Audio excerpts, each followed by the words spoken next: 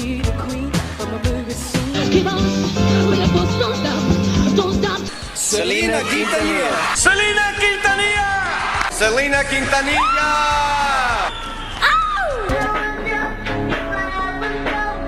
It was kind of hard at first because of the fact I knew that it was a means of putting food on the table for the whole family. You know, we did it to make a living. I'm trying to show her the gun. I was telling her, Selena, I'm going to kill myself. And as I pulled it out, it just went off because the barrel was back. I didn't mean to do it. Selena Quintanilla Perez was born on April 16, 1971, in Freeport, Texas. Her father, Abraham Quintanilla Jr., was a former musician. He recognized her vocal ability before she was 10 years old. He organized his children into a band. Selena y los Dinos. Selena sang lead. Her brother A.B. played bass. Her sister Suzette played drums. The band performed at local venues across South Texas through the early 1980s. In 1984, they released their first LP on a small independent label. In 1987, Selena won the Tejano Music Award for Female Vocalist of the Year. It was not the last time. She won it consecutively for years that followed.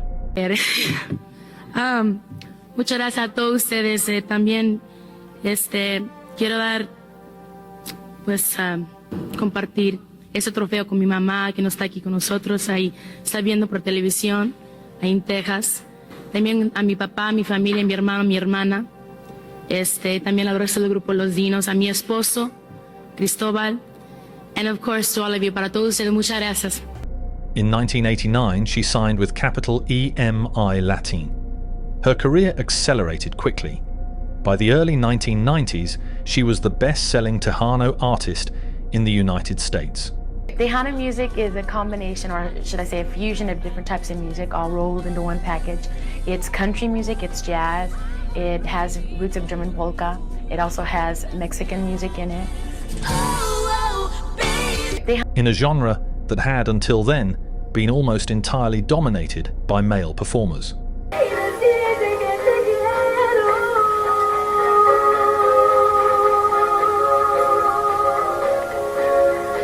Selena performing, I saw somebody who was vibrant, who was energetic, who was full of life. I remember I went back and Selena was over there, what they want, you know. We had just opened up EMI Latin. We were looking for the quote-unquote Gloria Stefan for EMI Latin. And I just said, this is too good to be true. It's that needle in the haystack. And I told them, and everybody started high-fiving. How's that word? High-five? She had the ability to interpret songs at such a young age with such feeling, with such emotion, with that teardrop in that vocal cord. After signing with EMI, Selena took a conservative, traditional regional sound and spiced it with her own flair. In 1994, she won the Grammy Award for Best Mexican-American Album for her live recording, Live. She had 5 #1 singles on Billboard's Hot Latin tracks. The Grammy goes to Live, Selena. Latin, Jose Bajar, for making tonight possible and having faith in us, putting faith in us 4 years ago. I also like to thank my band, Los Dinos, my father, Abraham, my brother, who's a producer of my music, and also my sister. Thank you for all the support. And I also like to thank all the EMI Latin family. Thank you for having faith in me. I love you. Thank you. And I'd like to thank my husband. I love you. She was married to guitarist Chris Perez in 1992. She operated 2 clothing boutiques under the name Selena, etc., one in Corpus Christi, one in San Antonio. And it's really cool because a lot of places where they cut the hair, they have to take the customer, go get their hair shampooed, and then bring them back, and there's like dripping water everywhere. So this way, they just turn around the chair and turn it around like this. Turn it around, they lift this up right here, and they put the chair back and wash the hair. And it's really cool because they never have to get up. Turn around, they start chopping away. Cool, huh? Cool. Over here we have the wet station, the manicuring station. And they're really cool because they're like real modern. So right behind you, some of all the braziers and different types. So. I'm gonna get one of those for Sean, our producer. And that's great. He probably looks nice in the green one. No, but we have hats and everything. Hola, ¿qué tal, amigos? 3, 2, 1, you. Hola, ¿qué tal, amigos? Yo soy Selena y quiero invitarlos a que vean el show de Padrísimo cada domingo. No se lo pierdan. I said rock. Era al show Padrísimo por su primer aniversario.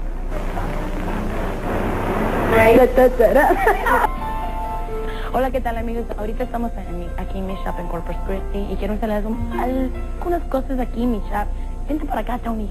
She was developing a third location in Monterrey, Mexico. At the time of her death, she was recording her first English-language crossover album. She was at the beginning of something larger. She did not finish it. The year was 1991. At one of Selena's concerts in San Antonio, Texas, a 30-year-old registered nurse sat in the crowd. She had not always been a Tejano fan. She had initially disliked Selena, reportedly because Selena won awards for which the nurse's favorite Tejano artists were nominated. A friend convinced her to give Selena a chance. After that one night, her feelings reversed entirely. She began calling Selena's father, Abraham Quintanilla Jr., repeatedly, asking for permission to start an official Selena fan club in San Antonio. Quintanilla received multiple calls before he agreed. Permission was granted. The nurse became the club's founding president. Her name will become relevant very shortly. For now, what matters is what she did with that access. Within the first few years, the club grew to over 1,500 members. Proceeds were directed to charities. The organization became one of the largest fan clubs in the San Antonio area. The nurse quit her career, a role that paid approximately $60,000 per year, to run the fan club full-time at a lower income. The Quintanilla family trusted her. Selena's sister, Suzette, served as the primary point of contact. The nurse did not meet Selena personally until December 1991, several months after founding the club in her name. To the public, it looked like extraordinary dedication. To people who got close enough to see it, it looked like something more troubling. A roommate of hers moved out after only 2 weeks. The reason? The apartment was covered wall to wall with photographs of Selena. Not a collection, not a display. Every surface, every shelf, every wall. Those who saw it described it as a shrine. Employees at Selena's boutiques later described her workplace behavior as controlling and possessive. Multiple staff members reported she became visibly agitated when anyone else spent time with Selena directly. Martin Gomez, a fashion designer who shared office space with her and contributed to Selena's clothing line, described her to the Washington Post as very vindictive and very possessive of Selena. Gomez said she would tell people that others had said things they had not said. He said she became openly hostile toward anyone she felt was crossing her. I was trying to recognize her just basically being controlling and trying to manipulate Selena. I was starting to, I was trying to identify that. Gomez eventually quit his job because of her behavior, 6 weeks before the murder. His final conversation with Selena was a direct warning to be careful. Abraham Quintanilla Jr. later said she was becoming more controlling, positioning herself as a gatekeeper between Selena and the people around her. The words were her was that I was going to go to the police to see what we could do, to charge her with something. She was stealing money. At this point, many people who observed Yolanda Saldívar's behavior have said publicly that what she displayed was not the devotion of a fan. It was the behavior of a stalker. Someone who had attached her entire sense of self to Selena's life, and who controlled access to Selena the way a person controls something they believe belongs to them. Selena did not see it that way. She trusted Yolanda Saldívar. And so Saldivar's role grew. By 1993, the fan club had exceeded 5,000 members. On the strength of that success, the Quintanilla family gave Saldivar additional responsibilities. She was appointed manager of both Selena Etc. boutiques, handling bookkeeping, inventory, purchasing, and staff operations at both locations. She had no prior business management experience. In late 1994, after Selena signed a registered agent agreement with Saldivar, Saldivar relocated from San Antonio to Corpus Christi to be closer to Selena full-time. She had now restructured her entire life, twice, to remain as close to Selena as possible. In January and February 1995, employees at both boutiques reported to Abraham Quintanilla Jr. that their paychecks had not arrived. Fan club members who had paid dues reported receiving nothing in return. Quintanilla began reviewing the financial records. The records revealed a pattern of misappropriation from both the fan club accounts and the boutique accounts, accumulated over a period of years. Quintanilla confronted Saldivar. She could not produce documentation to account for the missing funds. In the first week of March 1995, Yolanda Saldívar was terminated from both positions. The person who had spent 4 years building her entire life around Selena Quintanilla was now being removed from it. 3 days after her termination, Yolanda Saldívar walked into a gun shop in San Antonio, Texas. She purchased a .38 special revolver. She told the shop owner she needed it for personal protection. The purchase was legal. Saldivar had no prior criminal record. Investigators later determined that Saldivar began planning the shooting approximately 3 weeks before it occurred. Yolanda Saldívar traveled to the doctor's hospital in Monterrey, Mexico, and reported that she had been sexually assaulted. A medical examination was performed. Physicians found no physical evidence consistent with sexual assault. Saldivar called Selena. She told her what she claimed had happened. Selena, despite the ongoing dispute over the missing funds, agreed to accompany Saldivar to a hospital in Corpus Christi to help her obtain additional documentation.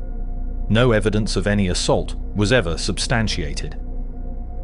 Selena met with Saldivar multiple times during this period, continuing to assist with the alleged assault documentation and repeatedly asking for the financial records to be returned. Each time, Saldivar did not produce the records. Each meeting was extended. Each handover was deferred. Yolanda Saldívar, fired, her access to Selena removed, was still present, still in contact, still finding reasons to remain in Selena's orbit. Before 11 a.m. on March 31, 1995, Selena drove alone to the Days Inn motel on Navigation Boulevard in Corpus Christi, Texas. Yolanda Saldívar was staying in room 158. The purpose of the visit was to retrieve the financial documents that had still not been handed over. The two women were alone inside the room. An argument occurred. What was said inside room 158 is not established on record. Selena moved toward the door. She opened it. She stepped into the hallway. Yolanda Saldívar raised the .38 special revolver. A single shot was fired. The bullet entered Selena's right shoulder from behind at a downward angle. It severed her right subclavian artery. Selena ran from room 158. She moved down the hallway. She reached the motel lobby. She collapsed in the lobby doorway. Before she lost consciousness, Selena told motel staff who had shot her. She gave them the room number. Yolanda, 158. The dying words of a slain singer. She accuses the killer with her last breath. She said that I've been shot. And this other person asked her, who shot you? And she said, Yolanda. Accused of that murder was a fan, perhaps her biggest fan. She didn't hide her love for the young star. But was she hiding something else? Eyewitnesses reported that Yolanda Saldívar stepped out of room 158 immediately after the shooting with the revolver still in her hand, aimed it in Selena's direction, and called her a profanity as Selena ran. Motel staff called 911. What is your location? Daisy Motel. It's 901 Navigation Boulevard. What's wrong, ma'am? We have a woman ran in the lobby, said she's been shot. She's laying on the floor and there's blood. Okay, what room number? Okay. Where are you? How old is she? She looks about 20. Okay, who saw her? Where is it? She's in the lobby right now? Yes, ma'am. She just passed out. Okay. Still there? I already have to call in. I think you need to send a police unit too. It'll go off for me. Okay. Somebody give us some information so we can get the suspect. Okay. You don't know anything else about who might have done it or anything like that? It's another lady. That's all I know. We're trying to find out. And that, okay. And this lady's about 40 years old? 20. 20. Okay. Yolanda? She's a suspect? Oh, okay, ma'am. Thank you. Paramedics transported Selena to Corpus Christi Memorial Hospital. Surgical teams attempted to address the arterial damage. At 1:05 p.m. on March 31st, 1995, Selena Quintanilla Perez was pronounced dead.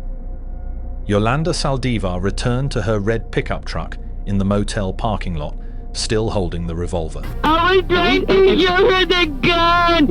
I was telling her, Selena, I'm gonna kill myself. And as I pulled it out, it just went off because the barrel was back. I didn't mean to do it. Corpus Christi. Police arrived and attempted to approach the vehicle. Saldivar placed the gun against her own head. A standoff began. The FBI Crisis Negotiation Unit was deployed. Negotiators Larry Young and Isaac Valencia established phone contact with Saldivar inside the truck. The calls were recorded in full. Over the course of 9.5 hours, Saldivar told negotiators she had purchased the gun to kill herself, not Selena. She described the shooting as accidental. She made allegations against Abraham Quintanilla Jr., claiming he had threatened and physically assaulted her. These claims were investigated and not corroborated. Hundreds of people gathered outside the motel. Many were Selena fans who had heard the news. Some played Selena's music from tape machines. Some were crying. At approximately 9:30 p.m., Yolanda Saldívar surrendered. She was taken into custody by Corpus Christi police. The revolver was recovered. I'd watch in jail. And now we ask, as you comfort people worldwide, we ask that you also will extend such comfort to the mother and father, the sister and brother, the husband of Selena. The Mexican-American pop singer Selena was buried today in Corpus Christi, Texas, as mourners carrying white roses packed the cemetery. And today, thousands of fans said goodbye to the woman known as the Queen of Tejano.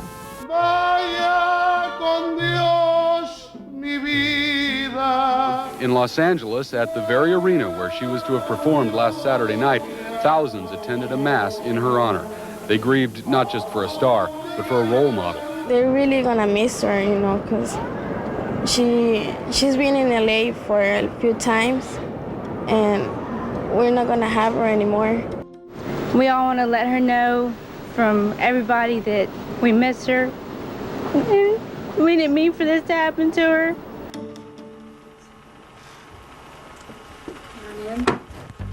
It's a reality, and she's dead, and we have to live with that. To some people, she was a sister they didn't have. They saw her like she was part of their family. And that makes me feel good. I have talked to a lot of people, and especially children. They think that Selena was an angel. They came to the world especially to unite all creeds and races, and she taught us how to love each other. On April 1st and April 2nd, 1995, the day after Selena's death, her casket was placed on public display at the Bayfront Plaza Convention Center in Corpus Christi. More than 50,000 people came to pay their respects. Approximately 30,000 to 40,000 passed directly by the casket. More than 78,000 signed a book of condolence. Fans were asked to bring a white rose. You know, right now we saw with our own eyes, and now we have to accept that she's gone. Nothing we can do. We want to give her a kiss on her forehead. We want to say goodbye to her, and maybe that's going to make the public feel a lot better. You know, deep inside, hey, you know what? She's really gone, but she's right here in our hearts. Very disappointed yesterday and this morning because I couldn't see her, but now I believe it. I actually saw her. They did open the casket. Selena is gone. We really drove 150 miles from Laredo, but we're so glad that she was there. And we got to see her the last time in her outfit from the Tejano Awards, and we're very pleased. Security footage from a bar near the motel captured Saldivar in the area on the evening before the shooting, documenting her movements in the hours preceding the crime. Saldivar's defense team filed a successful motion for a change of venue. The trial was moved to the Harris County Criminal Courthouse in Houston, Texas. Judge Mike Westergren presided. The trial was not televised. Cameras were permitted on courthouse grounds only. Jury selection concluded on October 9, 1995. The jury consisted of 7 white Americans, 4 Hispanic Americans, and 1 African American. Lead prosecutor Carlos Valdez called between 45 and 50 witnesses, including Abraham Quintanilla Jr., Chris Perez, motel staff, boutique employees, emergency personnel, ballistic experts, the gun shop owner, and Dr. Lloyd White. Valdez argued the shooting was deliberate. He pointed to the entry wound in the back as evidence of Saldivar's position at the moment of discharge. He noted that Saldivar, a trained nurse, made no attempt to render aid after firing. Valdez later stated, "Yolanda wanted to kill Selena because Selena was firing Yolanda. She wouldn't exist if she didn't have Selena. And if she didn't work for Selena, she didn't want to work for anybody." It was never an intentional to kill Selena. Never. My intention was to relieve myself from all of that. You were going to kill yourself? Yes. But why did you end up killing your best friend? I didn't kill her. Defense attorney Douglas Tinker argued the shooting was accidental, that the gun discharged during a struggle near the door, and that Saldivar had intended to use the weapon on herself only. Saldivar did not testify. The jury deliberated for less than 3 hours. On October 23, 1995, the jury returned a verdict of guilty on 1 count of first-degree murder. On October 26, 1995, Judge Westergren sentenced Yolanda Saldívar to life in prison with the possibility of parole after 30 years. The maximum sentence permitted under Texas law at the time. On November 22, 1995, Saldivar was processed at the Gatesville unit and transferred to the Mountain View unit, now known as the Patrick O'Daniel unit, in Gatesville, Texas. Yolanda Saldívar remains incarcerated at the Patrick O'Daniel unit, operated by the Texas Department of Criminal Justice in Gatesville, Texas. Due to documented death threats from other incarcerated individuals identified as Selena fans, Saldivar has been held in protective isolation. She spends approximately 23 hours per day alone in a cell measuring 9 by 6 feet. She became eligible for parole in March 2025 after serving 30 years. On March 27, 2025, a 3-member panel of the Texas Board of Pardons and Paroles voted to deny her release. The board found that Saldivar continued to pose a threat to public safety and that the crime demonstrated a conscious disregard for human life. Her next parole review is scheduled for March 2030. She will be 69 years old at that time. In 2024, Saldivar participated in an Oxygen Network docuseries titled Selena and Yolanda: The Secrets Between Them. She denied embezzling funds and made unverified claims about events preceding the shooting. No new evidence was presented. No aspect of the original conviction has been altered. The .38 special revolver used in the shooting disappeared after the trial. It was later found in a box of office supplies at the home of court reporter Sandra Obal. In 2002, under a judge's order, the firearm was destroyed. The pieces were dispersed into Corpus Christi Bay.